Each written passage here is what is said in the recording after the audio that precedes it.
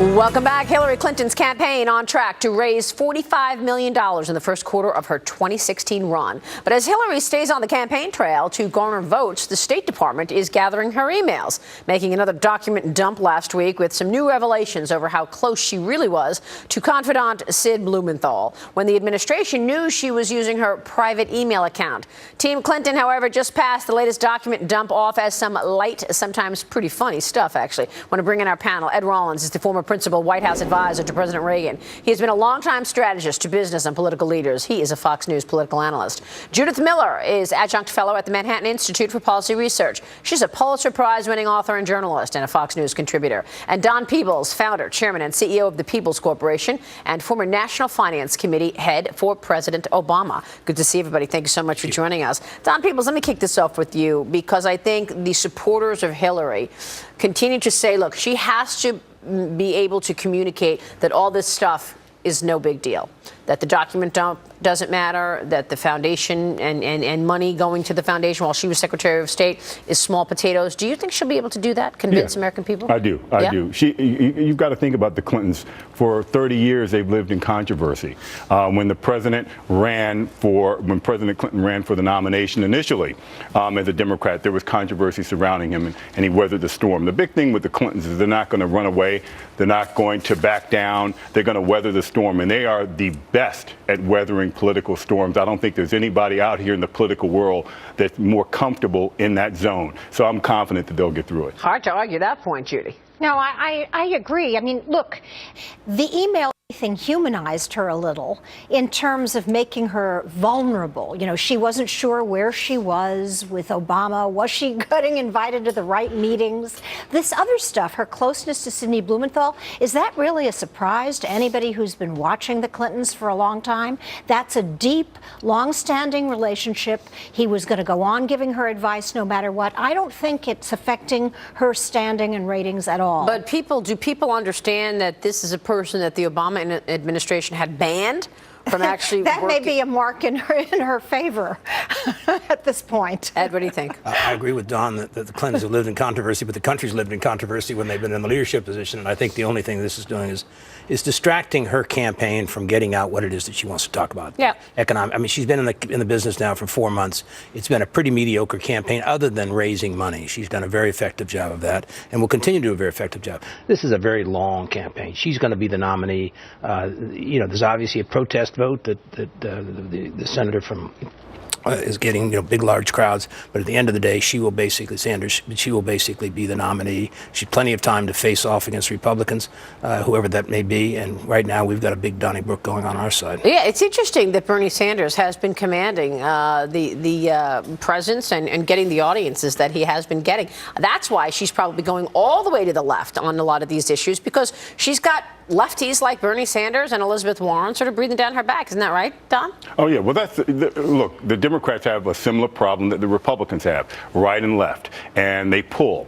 And in order to get through the nominating process, you have to go and appease that part of the party. Hillary, though, is in a position where she really is liberated from that. There is no way that she's not going to get the nomination short of a catastrophic event and revelation that damages her to a point where she's irreparable. I don't see that happening. So she really has the freedom to play much more in the center so that she can be electable when it comes time for the general election. And she should exercise that freedom to do that, too. But that's what she's not doing. She's moving to the left in all of her statements. And how you walk that back in a general election may be a little bit harder than she thinks it may be. But she's doing it in a surgical way, though. She's not going left on everything, by the way. You can look at her. She's still preserving her central position. And you're going to see as she gets through this, I think she's letting these emails help her tread water a little bit as well, because it's a long race.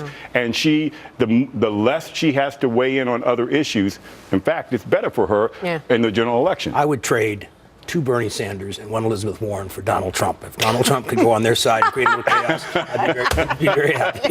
Unbelievable. He showed no remorse whatsoever about what he said about Mexicans. I wonder what this. I mean, everyone's sort of trying to alienate. He's alienated so many people, and they're trying to distance themselves from him right now. There's a certain segment out there that's going to support him, and I want to put things in proper perspective. If you don't have to live with the numbers like I have, 25% wins Iowa. 25% wins Iowa. The last time, and they actually and at the day of the Iowa caucus, no delegates are picked. They pick for go to a convention. Delegates aren't picked till afterwards. But 25% was what both Romney and Santorum got last time. So, he gets 15%. He's right in the hunt. And I think over time, he will self-destruct. But he may not. But there's a certain appeal, that anti-establishment appeal, a blue-collar, some of those Democrats, or the Reagan Democrats that switched over, he may appeal to them. I don't know if he gets Iowa, though. Look, Iowa requires significant organization. The way Barack Obama won Iowa is he was on the ground, had on-the-ground people making sure that he did well in the caucuses. Trump has no organization. Well, wait a second. He has one of the best guys in the world in Iowa. Former party chairman was the guy who put Santorum in his pickup truck and drove him around to all the counties. He has been Trump's guy since day one. So, one thing about money, you can buy organization. If you're willing to spend it. If you're willing to spend it. But that's really the problem. So he wins Iowa or comes in second. He is bad for the Republican Party. I mean, he's not only a challenge to everybody else who's serious up there. He is bad for the brand. This is the party of Lincoln. This is the party that's supposed to be inclusive, trying to be more inclusive, and instead they're driving away the very voters they need to win. I don't get it, and I don't know why Republicans aren't tougher on him.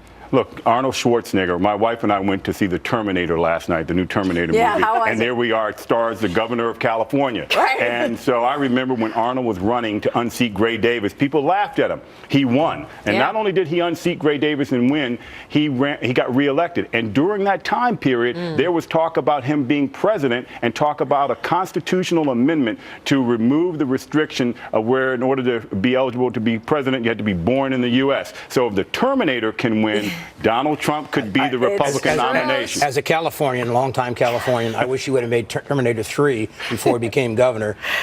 What he did is he destroyed the Republican Party of California. Well, I'll tell you, stranger things have happened, though, but you are right. All right, let's take a look at what's coming up top of the hour on Media Buzz. Howard Kurtz standing by right now with that. Howard, good morning to you. All right, the GOP field growing to 14 last week. Now it appears it's Wisconsin Governor Scott Walker's turn next. Walker is expected to make his announcement that he is officially running a week from tomorrow. That is July 13th. Walker is already leading in some polls. The latest Quinnipiac University poll shows he's holding the top spot in the ever-important Iowa caucus among GOP candidates. Donald Trump and Dr. Ben Carson rounding out the top three. Our panel is with me today, Ed Rollins, Judy Miller, and Don Peebles. Interesting to see this poll. Donald Trump is up there. Wisconsin Governor Scott Walker. What do you think? The two non-politicians, Ben Carson, who's held a good 10% for a long time, and Trump are right there ahead of most of the other politicians.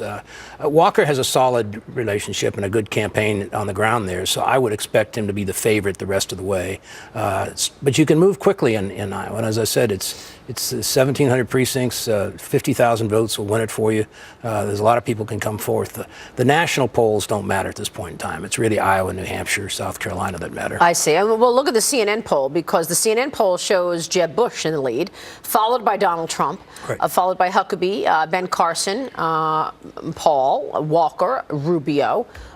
Judy, your thoughts on this? Well, look, I know that Donald Trump is now number 2 in that poll, and he may do very well in Iowa, but I think that this ceiling is really a ceiling. I don't think he goes further than this, despite his money, despite the braggadocio, despite the chutzpah. This is it for him. This is it for him. And then you're going to have some of the serious candidates like Walker and the others who are coming in late really get a lot of the attention. Walker will definitely be the flavor du jour with his anti-union policy, at least for a week or so. Don? Well, I wouldn't say that Donald Trump's not a serious candidate, by the way. I think Donald Trump is a very successful entrepreneur and a successful business person and a master of media relations. So I think he's in it to stay. I think Trump is probably going to occupy the 3rd spot in a lot of these races early on for a while. And I think that Jeb and Scott Walker fight out for the top 2 right now. And I think in Iowa, I think it's Jeb Bush is in a good position to do well there. But ultimately, it's a long, campaign. And I think, California and other places where a moderate candidate is going to do well. I think Jeb will do well in the later part of the primary season.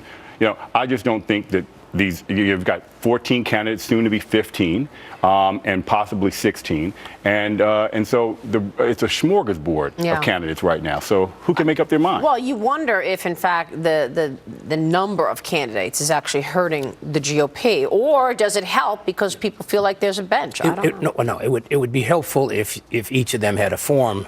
The problem is a bunch of them are now going to go to New Hampshire because they can't win in Iowa. People like Bush and others. Christie, who basically has a strategy of starting in New Hampshire. That worked for John McCain because there was nobody else up there. At this point in time, you're going to have 8 or 10 candidates who are going to try and launch in New Hampshire. They're going to do the town halls. It won't be quite the same thing.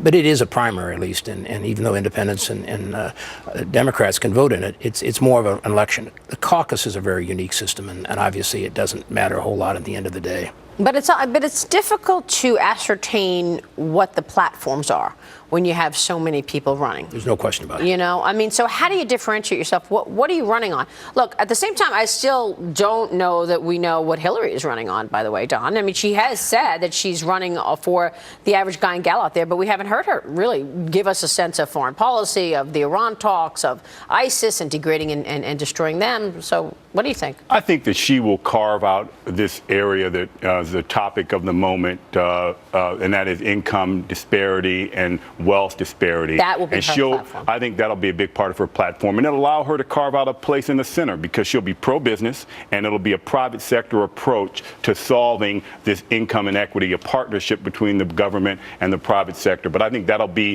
her number one place, and then this being an environment of opportunity. And I think she'll take on immigration now that it's at the forefront. And you don't have that kind of sort of distinct granularity from the 14 or 15 candidates on the GOP side right now. Exactly. She's a little lonely, and that's her problem because all of the attention is really on her. I mean, we can talk about the Bidenistas out there saying he may run, and, you know, Bernie Sanders attracting 10,000 people wherever he goes. But the fact of the matter is, Don's right, she's the only real player, and that's a lot of pressure on her. I find it amazing that she has gotten away so far with answering so few questions from the press. Right. The press lets her get away with it. Bad on us. Well, I wonder, though, if that changes as we get. I mean, it's got to change. It has to change. I mean, she's going to be a viable candidate. She actually was a better candidate than Obama at the end of the campaign. You know, she lost by 120 delegates. She lost to the superdelegates. She will be a better candidate. Her problem is she's going to be tied to Obama. Where's Obama going to be in a year and a half? This is really about leadership. Most Americans don't think he's been a very strong leader. And my sense is that'll be what Republicans have to argue, that they have the decisions, they have the ability to move the economy, and basically are strong enough to basically do the international arena that they're dealing with every day. I don't know about that. I think, look, the president had a good week last week. You know, things are doing, right, the Supreme Court, but things are going well. I think that, you know, Obama's not going to be the burden that, say, George W. was to his party, to John McCain in that last election. Also, Iowa can have a huge impact. It made Barack Obama president because it legitimized his candidacy very early, and African American voters who were prone to go with Hillary Clinton because of the relationship with Bill Clinton saw him as a legitimate candidate, and that's why he was trounced. You know, he did very well, rather, in South Carolina as a result of that. And so I think if Trump were to win Iowa, it would legitimize him in a way that nothing else could. And that's his best shot, don't you think, Ed, for him to win Iowa? You know, he has a shot. I'll bet a lot of money he's not going to win Iowa. But I will bet that he can be in the race for a while. I think it's important to always replay the history. Hillary lost because the superdelegates, who she paid no attention to, which are 450 congressmen, party leaders, and what have you, basically went with Barack Obama because Ted Kennedy and the former leader of the Harry Reid took her there. She ran dead even, 120 delegates at the end of the day. She ran dead even with him everywhere in the contested races.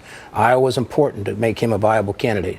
But at the end of the day, she was a strong candidate in the end, and we need to be prepared for her being a strong candidate this time. Yep. But I really think you have to factor in the terrorism potential. If something happens in between now and the election, that something is bad, all bets are off in terms of Hillary and her ability to distance herself from the foreign policy that she was a part of. That's a good point. All right, a mixed bag on the economy, meanwhile, this past week. What the unemployment and Labor Department job numbers tell us. As well, there's Greece, the uncertainty there. We'll get into it next on Sunday Morning Futures. We're back with our panel. What is the one big thing to watch in the upcoming week, Ed? I think the ISIS battle in Egypt is very, very important. Egypt is trying to put together a military, an Arab army, and I think that the killing of their prosecutor this week shows that they can kill anybody in that country. I think it's a very serious thing. We need to watch it very closely. I thought you were going to say Puerto Rico, because Puerto Rico is facing this huge cash crunch, and I guess 60% of hedge funds have exposure to the debt there, which is a very high number. I'm watching that and the overflow from Greece. If you have, Puerto Rico just squeaked by and was able to repay what it owes in terms of debt.